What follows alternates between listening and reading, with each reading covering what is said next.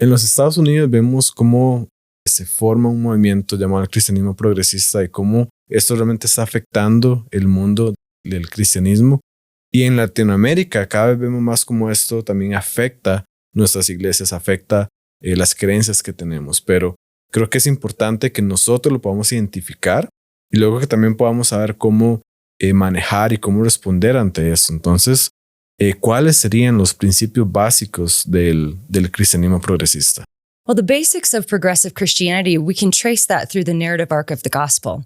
So if we think of Christianity basically being God created the universe and put people in the Garden of Eden, and we chose to rebel against God, introducing sin and death into the world. And then death spreads to all men, as we learn from the book of Romans.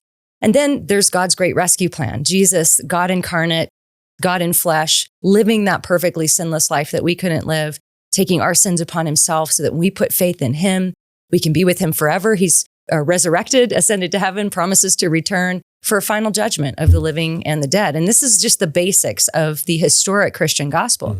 Well, if we view that through the lens of progressive Christianity, right from the start, we have denials from progressive Christianity. So generally speaking, progressive Christians do not believe that humans are inherently sinful or that there is some sort of a sin nature that gets passed down to us. They're not going to deny that sin exists, but they're going to deny that sin would separate you from God.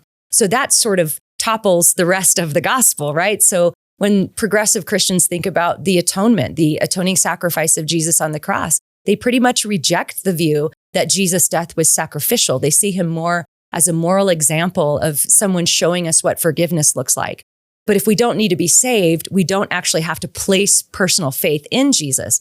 And so the progressive view of the resurrection of Jesus, there's a bit of a mix. Some progressives would say Jesus was resurrected, but for the most part, progressives are going to say that Jesus' resurrection doesn't have to have actually happened in order for us to learn some lessons from it. And then this, when we think about Jesus returning to judge the living and the dead, most progressive Christians are universalists. So they don't believe that God would ever send anybody to a place of punishment called hell. So you can see how just tracing it through that arc and the basics of their theology, it's really a different gospel.